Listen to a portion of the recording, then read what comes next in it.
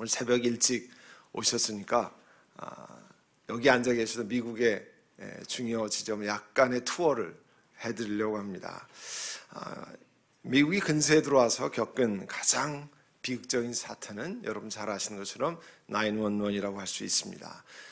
지난 9월 달로 16주년을 맞았는데요.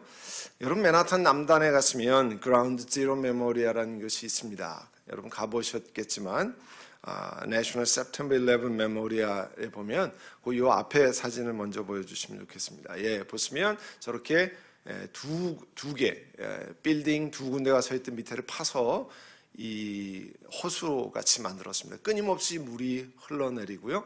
그 주변에 보시면 대리석으로 그 사람들의 이름이 깨알같이 적혀 있는데 약 3,000명의 그곳에 사망한 사람들의 이름을 검은석 대리석에 다 기록해 놨습니다. 그 앞에 가면 숙연해지지 않을 수 없습니다. 이런 비극적인 일이 발생하면 안 되겠다는 생각을 하지 않을 수 없습니다. 여러분 알라바마의 수도가 어딘지 아세요? 그걸 알면 예, 몽고메리입니다. 몽고메리인데요. 그 현대 자동차가 이게 있기 때문에 이제 협력업체가 굉장히 많이 들어왔고요. 저도 그 덕분에 거기에 가볼 기회가 있었습니다. 친구가 협력업체에서 일하는 바람에 그 몽고메리 알라바마의 주 몽고메리에 가면 그냥 현대자동차, 기아자동차만 보실 것이 아니라 거기에 주청사, 스테이트 캐피털 옆에 있는 유적지를 꼭 보고 오셔야 됩니다. 왜냐하면 인권운동의 Human Rights Movement의 아주 기념비적인 곳들이 거기에 있습니다. 그 중에 대표적인 것이 Civil Rights Memorial Center라고 하는데요. 인권기념관이라고 하는 거기에 보시면 저렇게 건물이 되어 있고요. 그 앞에 커다란 맷돌같이 생긴 돌이 있어요. 거기에 보면 연도수별로 여러분 그냥 희끗희끗하게 보이지만 거기가 몇 년도에 어떤 일이 일어났다는 것을 적었는데요. 거기 보면 인권운동에 그 전에 흑인들이 희생자들이 어떻게 생겼는지 예를 들면 동네 나무에 백인들에 의해서 거꾸로 매달려 죽은 흑인이라든지 트럭 뒤에다가 발을 묶어서 온 동네를 끌고 돌아다니면서 죽었던 흑인 참 그런 처참한 일들이 저기에 기록되어 있습니다. 그 다음에 거기 보면 로사 박스 여사 버스 보이콧으로 유명한 로사 박스 버스 보이콧 뮤지엄이 있는데 그 안에 들어가면 그때 버스 백인 자리라고 비켜나라고 그럴 때 어떻게 저항하고 감옥에 gat혔는지 그거를 자세하게 소개하고 있습니다. 얼마나 영적인 도전이 되는지 모릅니다. 사실 저 사진은 제가 보여드리지 않았지만 그 주변에 마틴 루터 킹 주니어 목사님이 처음으로 20대 목회하고 어떻게 버스 보이콧 운동을 주도했는지 아주 자세하게 나와 있습니다. 또 이번 지금 보시는 다음 사진에 보시면 그 오클라호마 시티에 연방정부 유명한 티모티 맥베이에 의해서 그 빌딩이 폭탄 테러에서 무너졌잖아요. 저희가 그 버지니아에서 LA로 부임할 때 아들과 함께 대륙 횡단을 했는데요. 아들이 지나가다가 저길 들러야 된다는 거예요. 왜 오클라호마 시티 다운타운에 가야 되는지 몰랐는데요. 가보니까 바로 그 건물입니다. 그 옆에 그 파크가 있는데 거기에 168개의 의자가 저렇게 있습니다. 저희가 석양에 들어갔는데 그 밑에 불을 다 밝혀놨어요. 168명의 그날 무너져 내리면서 희생했던 사람들의 빈 의자, 그 가족들의 빈 마음을 이 세상에서 더 이상 있지 않은 그 사람들의 자리를 소개하고 거기 보면 조그만 의자들이 있어요.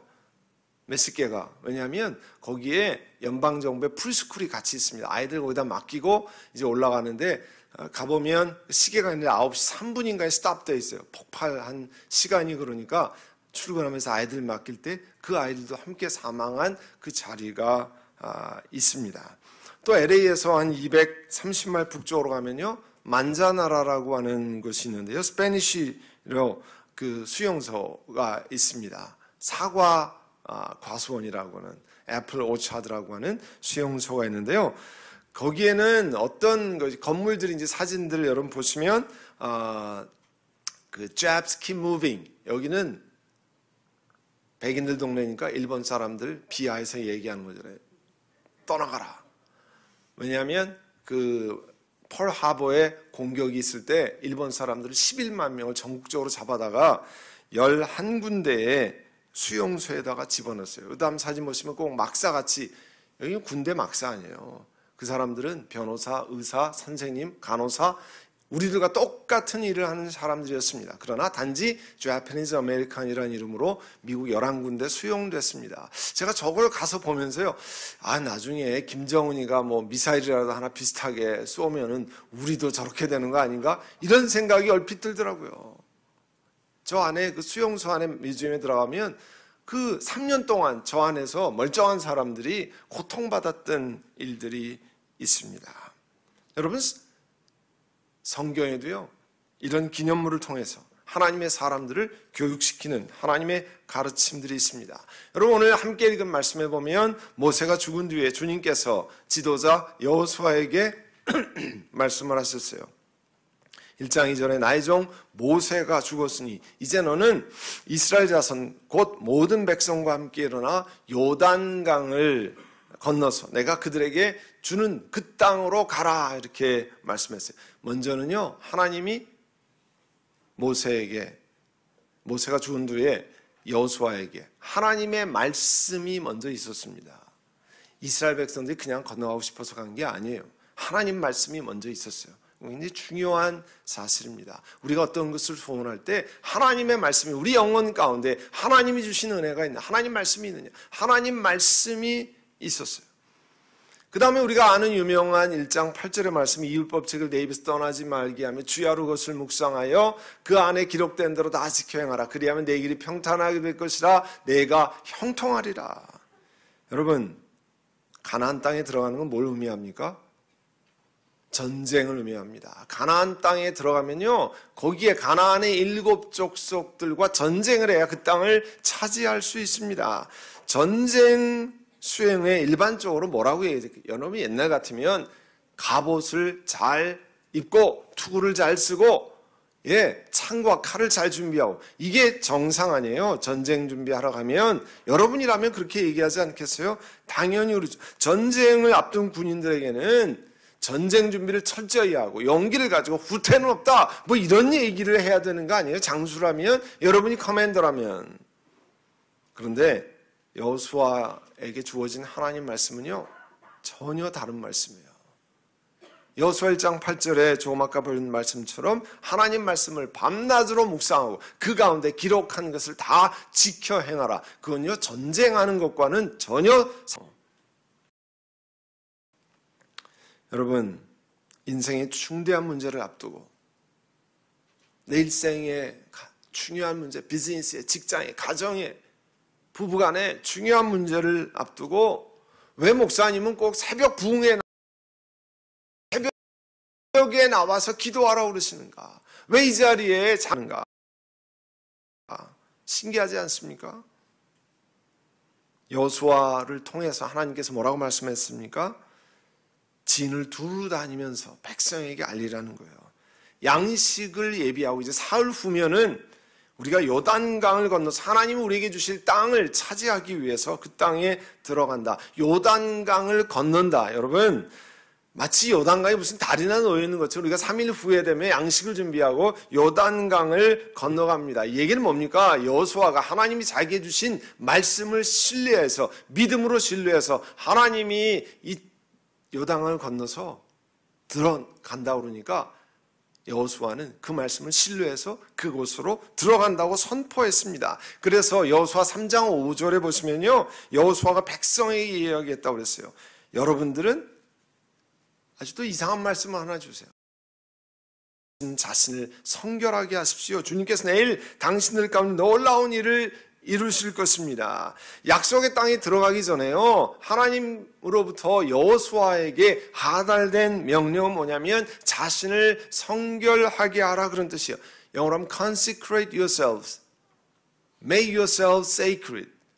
여러분 자신을 성결하게 말하. 이 consecration이라는 단어는 우린 별로 쓰지 않는 단어인데 성경에 많이 나오는 단어입니다. 하나님 앞에 여러분 자신을 성결하게 하라, make yourselves sacred. 우리 자신을 신령하게 만들라. 이게 무슨 말입니까? 강물을 앞에 두고 뭘 준비하는 거예요?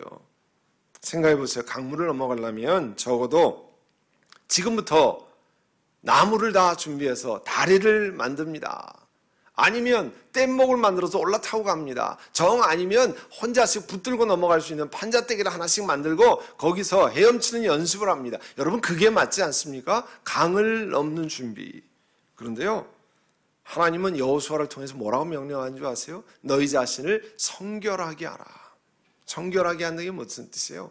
지금까지 하나님 앞에 잘못 산 것을 회개하고 돌이키고 하나님으로부터 멀어진 것은 내 중심으로 내 마음대로 사는 것, 내게 허락하신 리소스, 물질이나 모든 시간, 재능을 나 위주로 산 것, 그런 거 돌이키고 회개하고 하나님 앞에 너희 자신을 성결하게 만들라는 거예요. 중대한 일을 앞에 놓고.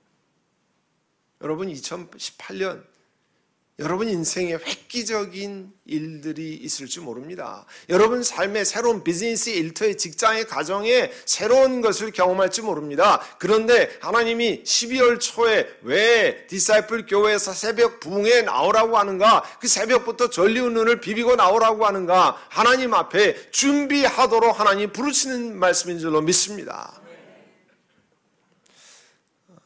저희가 속해 있던, 저도 미국 장로교회 20년을 속해 있었는데요.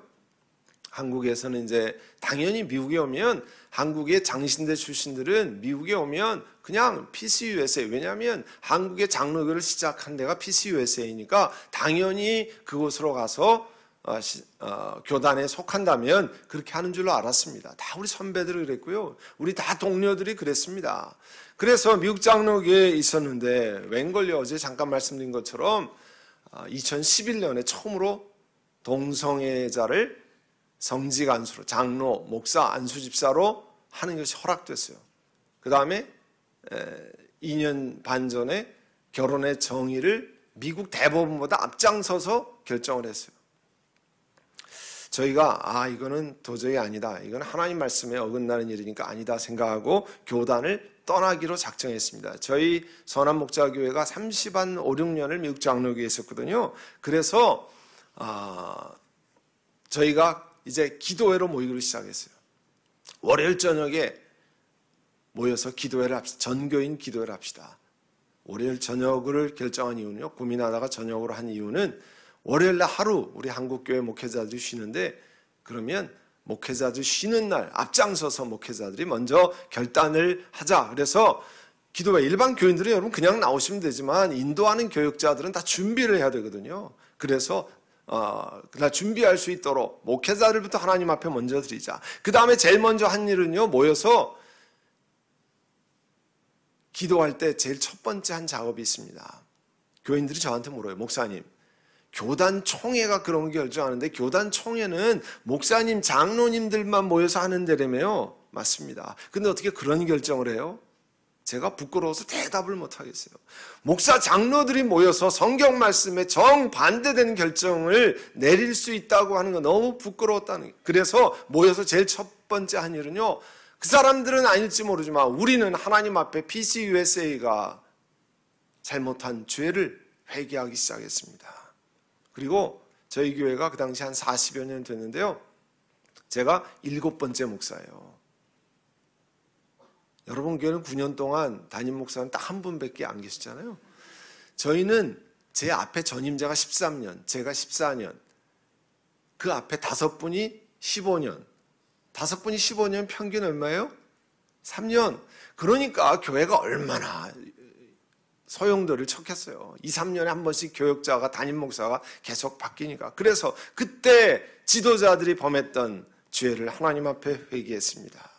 그리고 그 다음에는 우리 개인이 하나님 앞에 범죄한 것, 하나님 우리를 불쌍히 여기시기를 원합니다. 하나님 용서해 주시기를 원합니다. 알지 못하고 행했던 것, 나 중심으로 행했던 것, 우리를 용서해 주시기를 원합니다. 그런 작업을 먼저 했습니다. 오늘 여호수아를 통해서 하나님 뭐라고 말씀하세요? 요단강에 들어가기 전에, 가나안 땅에 전쟁을 하기 전에 너희 자신을 성결하게 하라는 거예요. 회개하고 돌이키고 내가 하나님 앞에 바른 결단을 하라는 거예요.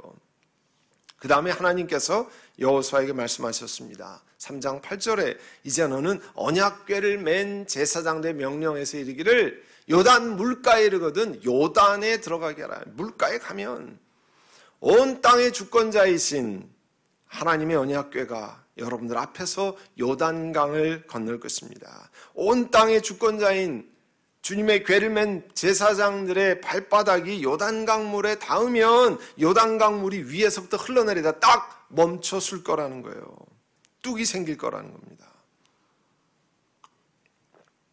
하나님 말씀처럼요, 하나님의 말씀을 메었던 제사장들, 그 당시에는 그 성막, 타버네클의 중요한 부품들을 레위인들이 메고, 또 오늘 이 시간에 보면은 제사장들이 하나님의 법궤를 맸습니다. 백성 앞에 나왔습니다. 항상 여러분이 영적인 일에는 지도자들이 앞장서잖아요. 나를 따르라. 니들은 먼저 가라. 내가 뒤에서 괜찮은지 보고 갈게. 이런 거 없잖아요. 하나님 나라에는 지도자들이 먼저 앞장서는 것 아니에요. 나를 따르라. 법궤를 맨 제사장들이 요단강까지 왔을 때 성경에 보면 마침 추수기간이어서 제방까지 물이 올랐다, 차올랐다 그래요.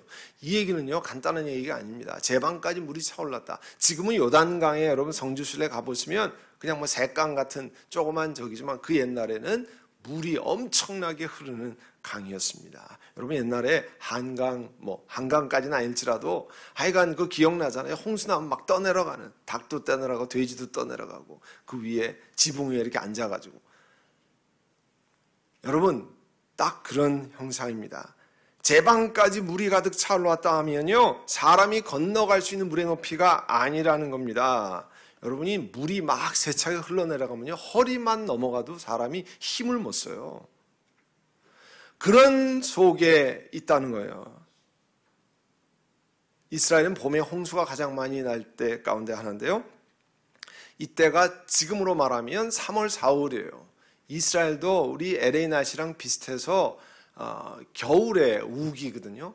봄에 비가 많이 오는데 뭐 물이 콸콸 흘러내리는 그런 상황이라는 거예요. 3장 15절에 보시면 그 궤를 맨 제사장들의 발이 요단물가에 잠기자. 요단물에 제사장의 발이 닿을 때 흐르던 물이 멈추었다고 그랬어요. 근데 성경을 자세히 보면요, 사르단 근처에 아담 성읍에 뚝이 생겼다고 그랬습니다. 물줄기가 완전히 끊겼다고 그랬어요. 그래서 여리고로 넘어갔다고 그러는데 성경의 지도를 잘 살펴보면요, 제사장들이 섰던 곳에서 약 15마일 북쪽에 물벽이 생겼어요. 여러분 15마일이면요 엄청 먼데요. 그죠? 여기서 뭐 maybe Anaheim 뭐 훨씬 넘어서. 그러니까 여기 지금 건너가려고 그러는데 물이 흐르다가요 한 15마일, 이 지도를 이렇게 살펴보니까 15마일 위에 물벽이 딱 생겼어요. 여러분 한번 생각해 보세요. 물벽이 생겼는데 요 가운데 이렇게 지금 있는데 하고 양쪽에 물벽이 한 10m 쓰면 여러분 그 가운데로 건너가실 자신이 있습니까? 건너가라 그러면요, 이게 언제 덮칠지 모르잖아요. 막 벌벌벌 떨고 몇 사람 못 건너갈지 모르겠어요. 근데 하나님이 특별한 은혜로 15마일 뒤에 물벽이 생겨 잘 보이지도 않아. 멀리 떨어져서 200만에 가량 달하는 하나님의 사람들이 그곳을 건너갈 수 있도록 하나님이 편안하게 만드셨습니다. 온 이스라엘 백성이 마른 땅을 밟고 요단강을 건너갔습니다. 그 건너갈 끝날까지 언약궤를 맨 제사장이 요단강 가운데에 마른 땅 위에 든든하게 서 있었다고 그랬습니다. 여러분 다 강바닥이 어떻게 생겼는지 아시죠? 물이 있다가 물이 빠지면 강바닥이 뭐가 생겨요? 마른 땅이에요? 아니요, 지적지적한 갯벌 같은 땅이에요. 근데 성경은 마른 땅 위에 든든하게 서 있었다. 하나님이 기적을 베푸셔서 그것을 마른 땅으로 하시고 백성들이 다 지나갈 수 있도록 하셨다 했습니다. 그리고 하나님이 여호수아에게 또 하나의 명령을 주셨는데, 이스라엘 백성들이 다 지나간 다음에 각 지파마다 대표 한 사람씩을 세우고 12사람을 불러서 제사장이 서 있는 그곳에 큰 돌을 하나씩 메고 한다 그러니까 뭐 요만한 돌은 아니겠죠. 맬 수 있는 큰 돌을 하나씩 가지고 가라 그랬습니다. 여러분 지금 3장 5절까지 읽으셨는데요, 시간을 내셔서 1장, 2장, 3장, 4장, 5장까지 읽으시면 이 스토리 전체를 보시면 우리 인생과 더불어 중요한 사건들을 보실 수 있게 됩니다. 여러분 4장 6절에 보시면 이것이 당신들에게, 이 돌이 기념물이 될 것입니다. 훗날 당신들의 자손들이 물어서 이야기할 거라는 거예요. 이 돌들은 무슨 뜻이냐 하거든. 아니, 이 돌이 12개가 세웠는데 할아버지 이게 무슨 뜻이에요? 할머니, 아저씨 이게 무슨 뜻이에요? 물으면 얘기하라는 거예요. 4장 7절에 주님의 언약궤 앞에 요단 강물이 끊겨졌다는 거. 요단 강물이, 지금 흐르는 강물이 딱 중간에 스톱했다. 기적이 일어났다는 거고. 그리고 언약궤가 요단 강물을 지날 때에 그 강물이 끊어졌기 때문에 이스라엘 자손들에게 이 돌이 영원히 기념물이 된다는 겁니다. 기념물이 된다는 거예요. 중요한 사건이에요. 제가 버지니아에서 목회할 때요, 한 교인의 집에 신방을 갔는데, 어느 집사님 신방을 갔는데, 자동차 라이센스 플레이트 있잖아요. 앞에 이렇게 써 있는 거. 이렇게 막 구겨진 거를 벽에다 이렇게 붙여놨어요. 저는 왜 붙여놨습니까? 그랬더니 자동차 사고가 크게 났는데 자기가 멀쩡하게 살아있다는 거예요. 그래서 이게 라이센스 플레이트가 막 구겨진 거를 거기다 붙여놓고 그거를 볼 때마다 내가 살아났구나. 하나님 날 살려주셨구나. 그거 본다는 거예요. 중요한 기념물이 되잖아요. 그거 볼 때마다. 여호수아가요, 요단강에서 가져온 12개를 4장 6절에 보시면, 여러분 지도를 한번 보시면 12개를 길갈에 세우는데 위에서 아래로 흘러내는 게 요단강입니다. 밑에가 사해고요. 이스라엘 백성들이 동쪽 오른쪽에서 왼쪽으로 건넜거든요. 그 왼쪽에 빨간 점이 있는 게 길갈이에요. 여리고성 위에 조금 위에 있는 곳인데요. 거기가 길갈입니다. 거기다가 12돌을 세우고 이스라엘 백성 후손들이 할아버지, 아버지, 할머니 물어보면, 무슨 뜻인지 물어보면 하나님이 요단강물을 마르게 만드셨다는 것, 기적을 베푸셨다는 것, 그거를 이야기하라는 거예요. 하나님의 능력이 얼마나 강한 것을 알고 우리가 영원토록 하나님을 경외하도록 만들으라는 겁니다. 여러분, 제가 어제 아침에 딱 차에서 내리면 들어오면서 감동적인 게요, 아니 웬 애들이 같이 오냐, 새벽에 5시에. 그런 게 질문이 딱 생겼어요. 애들이 보이잖아요. 제가 들어봤더니 여러분 새벽에 자녀들과 함께 같이 와서 기도하잖아요. 당연히 졸리고 안 일어나고, 어떤 애는 이렇게 메고 오기도 하고, 깨워서 하기도 하고. 여러분, 신앙의 계승, 다음 세대 신앙에 계승한다는 건 참 어려운 일이라는 걸 여러분 아실 줄 압니다. 우리가 1세들은 와서 고생하고 믿음으로 애쓰고 수고했는 다음 세대가 신앙생활을 하게 하는 것. 그때 이스라엘 백성들이 하는 일은 기념물을 세워놓고 그것을 볼 때마다 하나님 어떻게 역사하시는지 가르쳐주는 것 아니에요. 여러분이 자녀들에게 모일 때마다, 시간이 될 때마다 니들은 고생하지 마라. 우리는 고생했는데 니들은 이 땅에서 성공해라. 이거는요, 올바른 가르침이 아니라고 봅니다.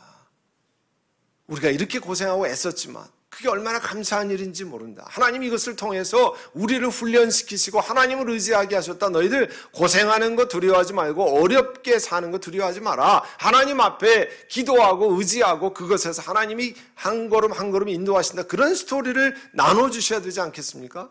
나는 고생했는데 니들은 고생하지 마. 이스라엘 백성들은 12개, 길갈의 12개의 돌을 볼 때마다 하나님 베푸신 기적을 기억하게 만들었습니다. 여러분, 가나안 땅에 들어갈 때 이스라엘 사람들에게 충격적인 사건이 가데스 바네아에서 있었습니다. 이스라엘 백성들이 가나안 땅에 들어가기 전에 12정탐꾼을 하나님 말씀에서 보냈잖아요. 다 돌아보고 온 다음에 10정탐꾼과 두 사람이 극명하게 달랐잖아요. 10정탐꾼이 뭐라고 얘기했습니까? 우리가 꼭 메뚜기같이 생겼습니다. 우리 다 죽게 생겼습니다. 얼마나 그 가나안 사람이 장대한지 다 죽게 됐습니다. 망하게 됐습니다. 충격적으로 받아들이고 밤새 통곡하면서 울고, 우리가 꼭 여기서 죽어야 되겠느냐, 우리가 아예 애초에 떠나지 않았으면 되지 않겠느냐, 이런 이야기를 나누었습니다. 통곡했어요. 저희 선한목자교회가 피스 USA를 떠나면서 미국 사람들이 일반적으로요, 미국 장로교회 안에 거의 800-900개 교회가 떠났는데요, 아주 제너러스하게 많이 했어요. 왜냐하면 교회 재산을 계산해서 많이 내는 교회는 한 10%, 재산이 예를 들어서 교회 재산이 1,000만 불이면 100만 불을 노예에다 헌금하고, 혹은 적게 내는 2%, 3%. 그러니까 1,000만 불의 자산이 있으면 20만 불. 그러면 뭐 부담이 전혀 안 되잖아요. 혹은 어떤 교회는 아무것도 하지 않고 건물을 자기네 소유로 가져갈 수 있도록 했습니다. 왜냐하면 PCUS에는요, 교인들이 다 헌금해서 했더라도, 건물을 구입했더라도 그 건물의 소유권이 교단에 있는 법이 있어요. 그래서 이번 그 동성애자 성직 안수하면서 이런 때면은 양심의 문제고, 우리는 뭐 양심의 문제라고 생각하죠. 성경 말씀을 어긋나게 해석한 문제라고 생각하는데, 어쨌든 뭐 해서 교인들의 75% 이상이 찬성하면 일정에게 헌금을 내고, 뭐 2%를 내든지 뭐 5%를 내든지 그 모든 건물의 소유권을 그 교회에다 넘겨주기로 다 약속했습니다. 저희 교회도 그렇게 약속했어요. 저희가 투표를 했습니다. 92%가 교단을 떠나기로 결정하고, 남아있겠다는 사람이 한 4, 5% 됐습니다. 그래서 당연히 저희 교회에게 소유권을 다 주고, 저희는 한 60여만 불의 그 헌금을 교단에 내는 것으로 하고 했습니다. 그런데 어느 날 추수감사절 때, 찬양 축제를 하는 날, 노회 총무와 지도자들이 와서 뭐라고 얘기했냐면, 그날 얘기한 골자는 여러분에게 이 건물을 내어줄 수 없다는 거예요. 우리 교인들이 다 헌금하고 20년 동안 애쓰고 내어줄 수 없다는 겁니다. 교단이 소유를 끝까지 해야 됐다는 충격적인 일이었어요. 굉장히 어려운 시간이었습니다. 그래서 그 이후에 교단의 그 이야기를 듣고 교회 지도자들, 은퇴 장로님들, 우리 현역 당회원들이 함께 모였습니다. 어떻게 할 것인가? 연석회의로 모였을 때요, 대세가 뭐였냐면 좋은 변호사를 고용해서, 저는 좋은 변호사는 미국에서 유대인 변호사를 주로 얘기하잖아요. 비싸더라도 좋은 변호사를 고용해서 말도 안 되는 일에 뻔때를 보입시다. 끝까지 가봅시다. 대세가 그거였어요. 저희가 교단 변경을 하면서 선한목자교회 당회의 기도 제목이 있었습니다. 뭐냐면, 어찌하면 하나님의 나라의 영광을 가리지 않을 수 있는가? 선한목자교회가 추구하는 것이, 교단을 변경하는 것이, 떠나는 것이 무슨 건물 차지하려고 하는 것이 아니라 하나님 말씀을 순종하기 위한 결단을 내리는 것이면 어떻게 보여줄 수 있는가? 왜냐하면요, 뭐 다른 데서 잘못 인포메이션을 받은 사람들이, 혹은 신문 기자가 마치 고목사와 당회원들이 건물의 눈이 어두워서, 재산권의 눈이 어두워서 그것을 한다고 뭐 기사로 막 썼어요. 여러분 가운데 기사를 읽어보신 분들도 있을 겁니다. 다른 사람을 통해서 많이 이야기를 들었습니다. 그리고 저희가 그 미국 장로에 남아 있으려고 하는 3, 40명의 사람들이 나가서 건물을 얻고 신앙생활을 잘 할 수 있도록 128만 불의 헌금을 그들에게 드려서 나가서 렌트를 하고 뭐 이렇게 할 수 있도록 다 거절당했어요. 놓고 나가라는 거죠. 계속 대화를 하는 중에 2년 전 여름에 노회가 캘리포니아 법원에다가 고소를 했습니다. 무단으로, 미국 장로의 건물을 무단으로 사용하는 사람들을 다 내쫓아달라. 저와 당회원 한 사람 한 사람씩 개인으로 걸어서 고소를 했어요. 저희가 교단 변경을 몇 년 동안 진행하면서 기다리고 했지만 결국 마지막에 그렇게 엎은 것을 보고 늘 기도하는 제목이 있었습니다. 성경적으로 하면 우리가 이 동성애자 성직 안수나 결혼의 정의를 바꾸는 것이 부당하기 때문에 저희는 교단을 떠난다. 그러면 성경적으로 하면 법정에서 그리스도인들끼리 판사 앞에서 싸우라고 이야기했는가? 그 문제가 교회 지도자인 제 마음 가운데 계속 이렇습니다. 근데 문제는요, 아이들까지 900명, 1000명이 어디 가서 예배를 드리냐는 거예요. 어디 가서. 하나님, 새벽마다 여러분같이 이렇게 나와서 기도하는 분들, 성경 공부하는 분들, 중보기도를 위해서 찾아오고 봉사를 위해서 찾아오고 예배드리기 위해 찾아오는 공간을 하나님 주시기를 원합니다. 그래서 수많은 사람들에게 기도 부탁을 했습니다. 우리 교회도 금식기도, 연세기도, 월요 저녁기도, 처음엔 3개월, 6개월만 기도회를 할 것으로 생각했는데요. 4년 반을 월요일날 저녁에 모여서 기도했어요. 교회를 위해서 계속 기도했습니다. 소송을 당한 다음에 첫 번째 당회로 모였어요. 한 2, 3주 후에 당회가 소장을 받아보고, 소장을 받아보니까 막 굉장하더라고요. 이만큼 막 페이퍼가 변호사 사무실에서 날라오는데요. 하나님의 은혜로 소장을 받고 3주인가 만에 처음 정기 당회가 열렸는데, 그 당회에서요, 만장일치로 저와 8분의 장로님 9명이 만장일치로 건물에 관한 소송에서는 법정에 들어가서 대항하지 않기로 결정을 내렸습니다. 그럼 법정에서 대항하지 않는다는 것은요, 다른 말로 말하면 건물을 놓고 우리가 다 떠나 나와야 된다는 걸 의미했습니다. 고린도전서 6장 1절 이하에 보면 이런 말씀이 있어요.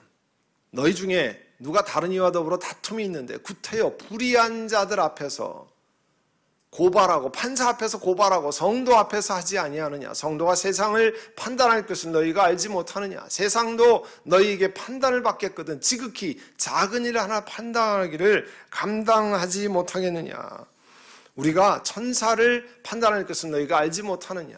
그러하거든 하물며 세상 일이라. 그런즉 너희가 세상 사건이 있을 때에 교회에서 경히 여김을 받는 자들을, 판사를 세워놓고 내가 세우느냐? 내가 너희를 부끄럽게 하려 이 말을 하노니 너희 가운데 그 형제 간에 이를 판단할 만한 지혜 있는 자가 이같이 하나도 없느냐? 그리고 6절에요 계속해서 이렇게 말씀합니다.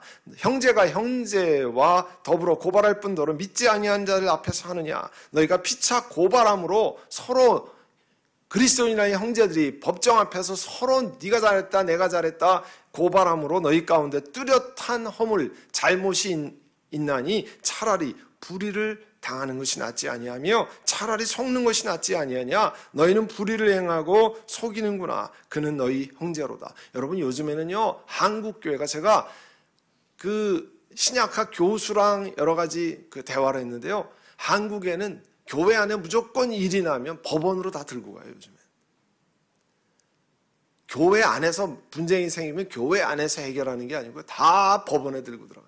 오죽하면 법원 판사들이 이렇게 판결을 내리는 거예요. 여러분들, 예수 믿는 사람들은 서로 사랑해야 되는 것 아닙니까? 판사가요 그렇게 얘기하고 있어요. 왜냐하면 서로 장로님, 목사님, 집사님 막 법정에서 서로 원수같이 싸우니까. 그렇게 하는 것 자체가 벌써 하나님 앞에 허물이 완연하지 않느냐 하는 거예요. 당회가 이 말씀을 근거로 해서 감사하게 만장일치로 결정하고 당회가 비밀리에 결정했습니다. 딱 당회 안에서만 하고. 왜냐하면 교인들이 우왕좌왕하지 않으려면 대책이 있어야 되잖아요. 그래서 웨어하우스도 알아보고 학교도 알아보고 여러 가지로 알아보았습니다. 호텔 볼룸도 알아보고. 그런데요, 몇 명이 모일 때, 20, 30명이 모일 때 이런 때가 가능하지, 아이들과 함께 900명, 1000명이 모일 때는 그게 가능한 일이 아니더라고요. 매주 모여야 되고 하니까. 그런데 이런 일이 있는 3주 만에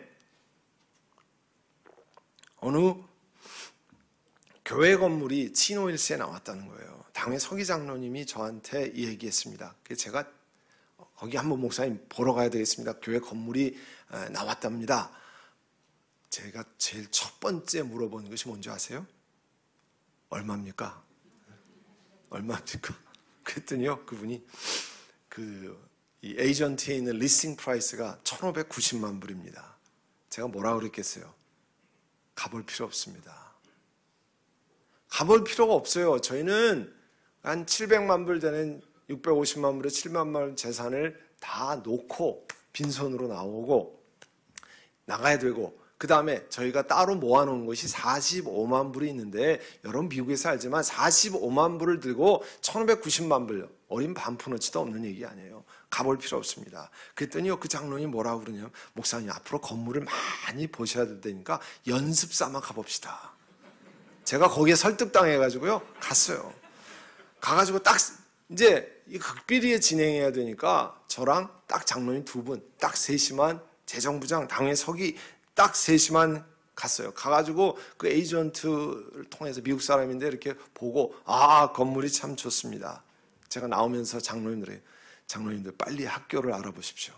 빨리 웨어하우스를 찾아보십시오. 왜냐하면 1590만 불이 어린 반푼어치도 없는 거니까요. 근데 그 주에 토요일 날 장로님들이요, 이제 장로님들 8분이 다 모였어요. 우리가 한 건 보고 왔는데 참 좋더라. 그러니까 가서 보시겠다는 거예요. 저는 볼 필요가 없으니까 그럼 장로님들끼리 갔다 오십시오.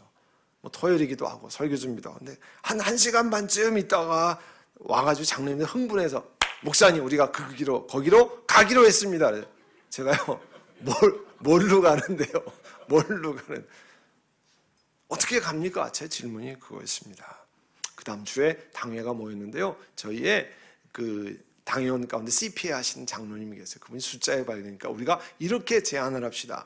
우리는 돈이 없으니까 할 수 있는 최대한의 오퍼를 내봅시다. 어떤 겁니까? 그러니까 이 카운터 오퍼를 1,300만 불에 하고, 그 다음에 다운 페이먼트는 50만 불만 하고, 그 다음에 우리가 들어가서 3년 동안 한 180만, 200여만 불에 헌금을 하고, 그 다음에 나머지는 40년에 나눠내도록 해주십시오. 제가 누가 해준대요. 그랬더니 안 해주면 말고, 우린 방법이 없으니까, 우린 지금 돈이 없으니까 들어가서 헌금하고, 그 다음에 40년 동안 나눠내고. 제가 대안이 없잖아요. 그러니까 그렇게 하죠. 그날도 계속해서 우리는 빨리 결정하고요. 빨리 다른 데를 알아봐야 됩니다. 제가 계속 얘기했어요. 닷새 후에 제가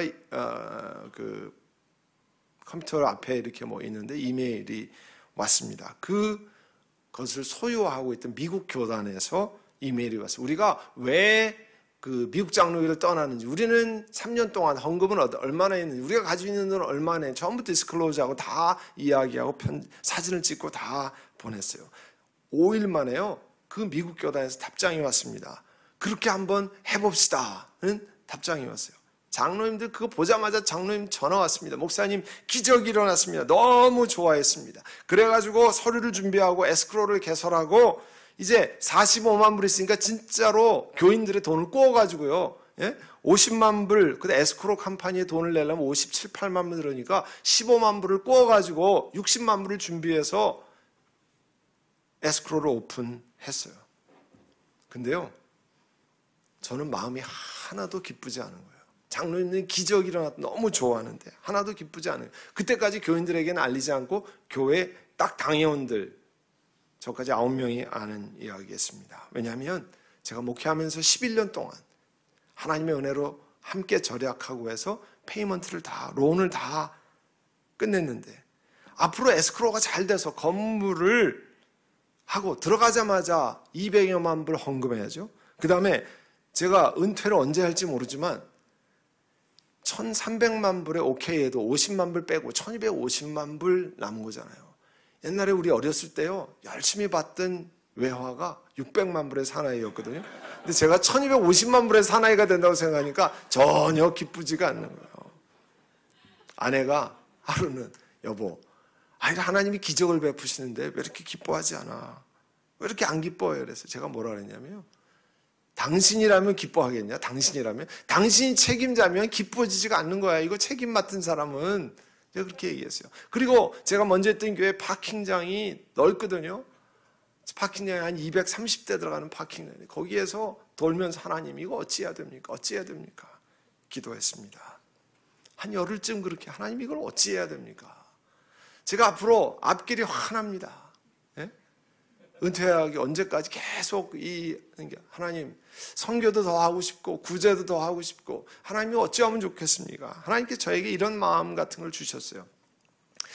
너희가 45만 불 들고 1,590만 불 리스팅 프라이스에 있는 건물에 들어가는 것은 기적이 아니야. 기적입니다. 이스라엘 백성들이 요단강을 건너서 들어가는 건 뭐냐? 기적입니다. 그러면 들어가서 만약에 50만 불, 나머지 1,250만 불을 40여 년 동안 갚아가는 것, 니들 힘으로 할 수 있느냐? 아닙니다. 기적이 일어나야 됩니다.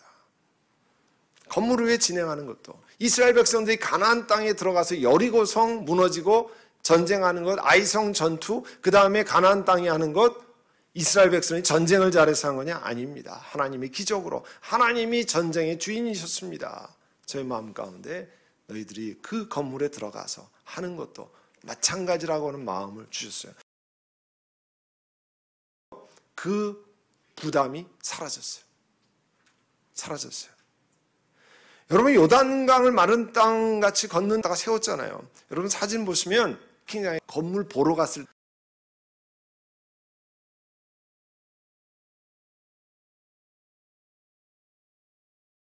앞에 3개의 기둥이 있습니다. 저거는 God the Trinity, 삼위일체를 상징하는 하고요. 저에게 보여주신 거 가까이 그 다음에 사진을 보면 그 옆에 삼위일체 기둥 옆에 왼쪽에 7개, 한쪽에 7개, 한쪽에 5개 합쳐서 12개의 기둥이 있어요. 하나님께서 12개의 기둥을 아느냐.